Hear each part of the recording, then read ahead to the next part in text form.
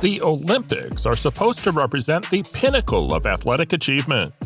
But behind the scenes, there have been some shocking revelations that have rocked the world of sports. From doping incidents to political controversies, we'll take a look at the biggest scandals Olympic history tried to hide. Number 10. Johan Muleg at the 2002 Winter Olympics. Before the Olympics, he was kicked out of the German Ski Federation for being a complete and utter madman. He claimed the head coach was messing with his soul. He never left the house without his trusty flask of holy water, and he only confided in his Portuguese cleaning lady. But this guy was determined to compete on the world stage, so he somehow became a Spanish citizen and represented that country in the 2002 Olympics. Despite winning 2 World Cup medals in just the year before, he was a virtual unknown in the cross-country skiing world. But that didn't deter him from dominating every single cross-country competition in Salt Lake City. He was an unstoppable force, clinching 3 Olympic gold medals and leaving everyone, including seasoned Norwegians and Swedes, in his dust. His astounding performance even caught the attention of King Juan Carlos of Spain, who personally extended his congratulations to Muleg. It all seemed like a fairy tale come true, until the ugly truth was uncovered. You see, Muleg's flask wasn't just filled with holy water, but also a cocktail of performance-enhancing drugs. Yes, you heard it right. He was doped to the gills. And as soon as the officials caught wind of his deception, they stripped him of his gold medals and expelled him from the Olympics. The dream had turned into a nightmare, leaving everyone wondering just how many more skeletons were hidden in the Olympic closet. Number 9.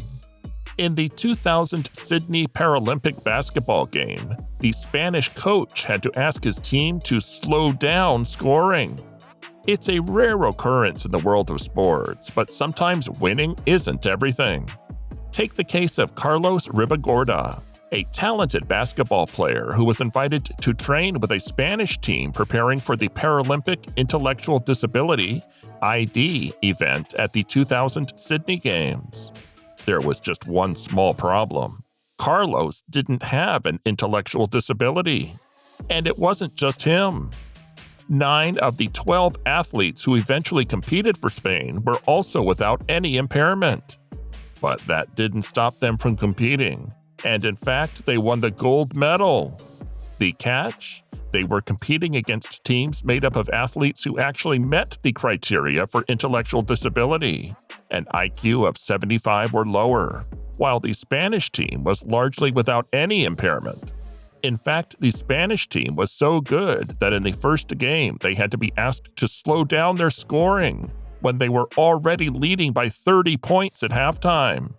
It was a sickening display of dishonesty and fraud, and one that the team had clearly been rehearsing for.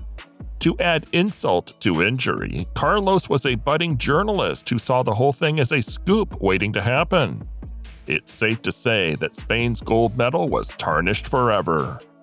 Following the disgraceful episode, Carlos Ribagorda took the extraordinary step of returning his medal, kit, and per diems to Paralympic headquarters. This courageous act blew the entire scandal wide open, and Carlos publicly confessed his involvement while denouncing the despicable behavior of all those involved. Spain was subsequently stripped of their medal, which was bad enough, but the consequences were even more far-reaching. The intellectually disabled events were removed from the Paralympics altogether, robbing generations of young athletes of the chance to compete, though some ID events have since been reintroduced with more stringent guidelines. To make matters worse, Carlos claims that a few members of the Russian team that Spain defeated in the final also failed to meet the intellectual disability criteria, but Russia managed to hold on to their upgraded gold medal. Carlos also identified Spanish athletes in other sports who did not meet the requirements, calling them out as cheaters. That's a lot of scandal. Number 8. London 2012 Olympics, where 8 players from 4 teams were disqualified during the women's badminton doubles event.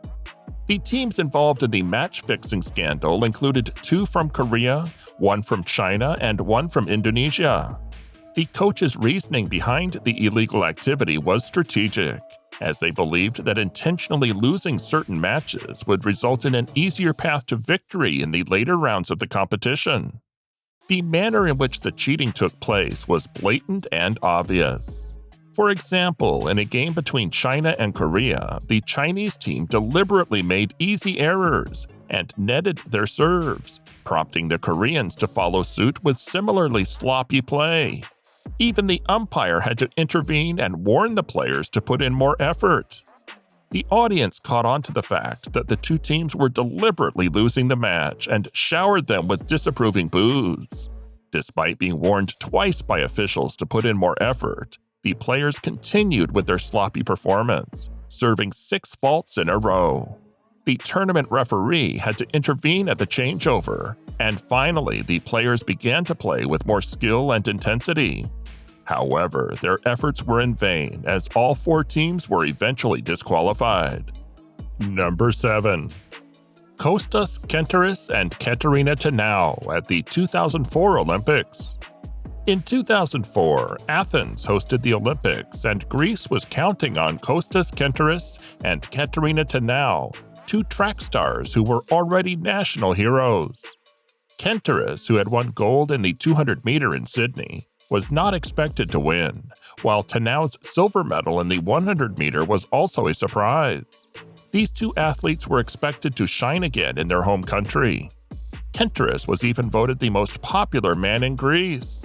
However, things took a dark turn when they became embroiled in a scandal that tarnished their reputations. On the day prior to the opening ceremony, Kenteris and Tenau failed to appear for their scheduled drug tests.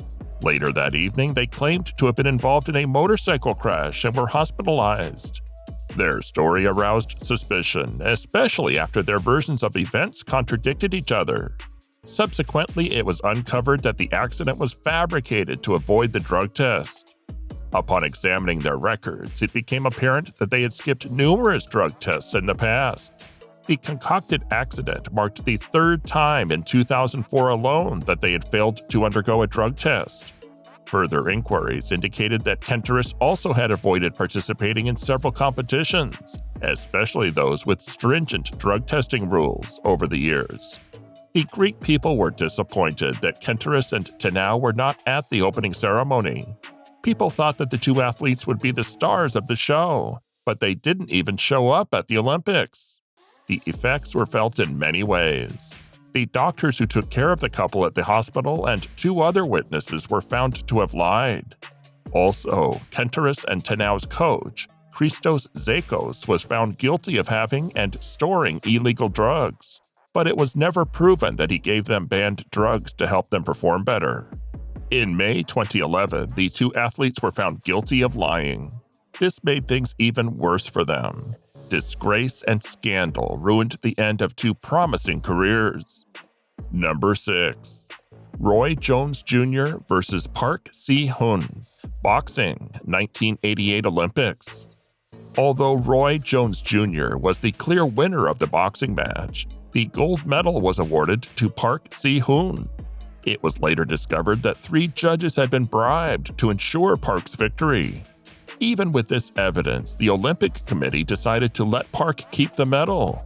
Realizing the error, Park offered an apology to Roy Jones Jr. for the outcome of the bout. Unfortunately, the incident had a profound impact on Park. His reputation was forever tarnished, and he was acutely aware that he did not deserve the gold medal. The weight of the unearned accolade proved too much to bear, and he even contemplated suicide in the aftermath of the scandal. It was a tragic situation for everyone involved, with Park suffering the most significant personal consequences. Number 5. Women's All-Around Gymnastics, 1980 Moscow Olympics. The battle for the all-around gold medal in women's gymnastics at the 1980 Moscow Olympics was a nail-biter between Yelena Davidova and defending champion Nadia Comaneci. With just one apparatus left, the uneven bars, the tension was palpable. Komenich performed after Davidova, and the judges took a whopping 30 minutes to post her score. When the score was finally revealed, it was clear that the host country was about to take the gold medal. Komenich's total had fallen just short of Davidova's, leaving her to share the silver with East Germany's Maxi Nauk. Many believed that the judges were manipulating scores to ensure that Komenich would not surpass Davidova. To add insult to injury, the Moscow Olympics were not televised in the United States due to their boycott of the Games, to protest the Soviet invasion of Afghanistan. As a result, only die-hard gymnastics fans were aware of the injustice that had been done to Nadia Comaneci, denying her the opportunity to secure a second all-around gold medal. It was a heartbreaking moment for the talented gymnast, whose achievement was overshadowed by corrupt judges and international politics. Number 4. Gretel Bergmann. Margaret Lambert, a U.S. citizen, celebrated her 100th birthday on April 12, 2014. She was born in Germany as Gretel Bergmann and was a talented high jumper in the 1930s. In fact, she had a real shot at winning a medal, possibly even gold, at the 1936 Olympics. However, just 2 weeks before the Games began, she was removed from the German national team for, quote, underperformance. It was later revealed that her removal was due to her Jewish heritage, as the Nazis did not want a Jewish athlete to win a medal at the Olympics they were hosting. After her removal from the team, Bergmann emigrated to the United States and changed her name to Margaret Lambert. For over 60 years, she never returned to Germany and never spoke German, not even to her German-born husband of almost 75 years, Bruno, who also emigrated to the U.S. However, in 1999, Bergmann agreed to visit Germany, but only on the condition that she would be provided with a translator, as she could not or would not speak her native language. Despite the painful memories of being discriminated against because of her Jewish heritage, Bergmann's incredible talent and determination continue to inspire generations of athletes. It's no surprise that Bergmann faced persecution under the Nazi regime. In 1933, she was expelled from her sports club and university due to her religion. She sought refuge in Britain in 1934, but the Nazis forced her to return to Germany before the 1936 Olympic Games, hoping to counter boycott attempts by including Jewish athletes on the team. Despite being threatened with reprisals against her family, Bergmann had a desire to win and prove herself against the Aryan competition. However, as the American team boarded the ship, the Nazis decided that they didn't want a Jew to win a medal, and Bergmann was deprived of her Olympic dream. The 1936 Olympic Games were a major disgrace, as international sports organizations allowed the Nazis to showcase their regime and the supposed advantages of, quote, the Aryan race. Even victories by Black American runner Jesse Owens and, quote, non-Aryan fencers couldn't erase the stain on the Games. Bergmann's story is a reminder of the injustices faced by Jewish athletes and others under the Nazi regime. The women's high jump competition was a strange aspect of the overall gloomy situation. Bergmann did not participate, and Germany was represented by Elfriede Kohn, who won a bronze medal, and Dora Ratjen, who finished 4th. 2 years after the Games, it was revealed that Ratjen was actually male. While some sources suggest that the Nazis, quote, replaced Bergmann with Ratjen, this is not entirely accurate. Germany could have sent 3 competitors, but Bergmann was simply removed from the team. Ratjen was likely intersex and was raised as a girl. In any case, this event did not demonstrate any superiority of the Aryan race.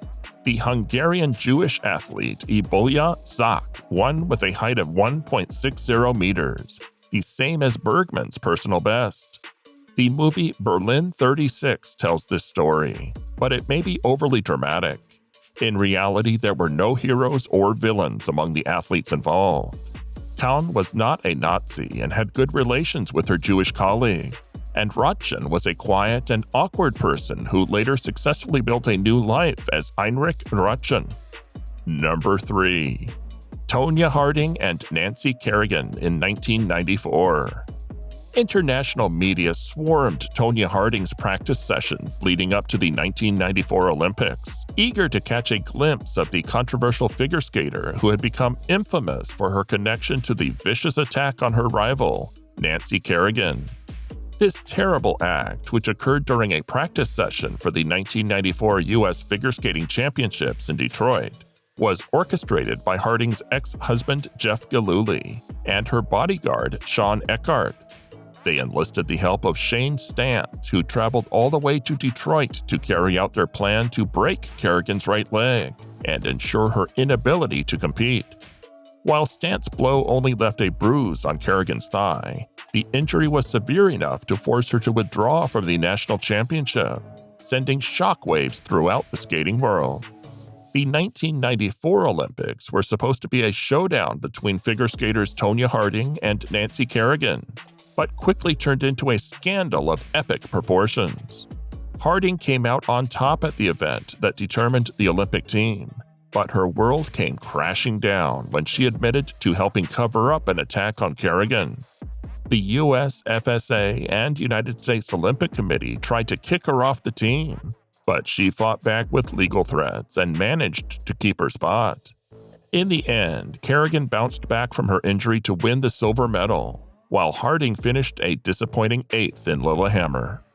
The media circus surrounding the attack and Harding's alleged involvement was unprecedented. She graced the covers of both Time and Newsweek magazines in January 1994, and reporters and TV crews swarmed her practices in Portland, Oregon while camping outside Kerrigan's home. CBS even assigned Connie Chung to follow Harding's every move in Lillehammer. With 400 journalists crammed into the practice rink, even skating legend Scott Hamilton complained that the Olympics were turning into a trashy tabloid event. And the taped broadcast of it remains one of the most watched telecasts in American history. Number 2. Jamie Salé and David Pelletier at the 2002 Olympics. The 2002 Olympics in Salt Lake City was supposed to be the pinnacle of Jamie Salé and David Pelletier's figure skating career.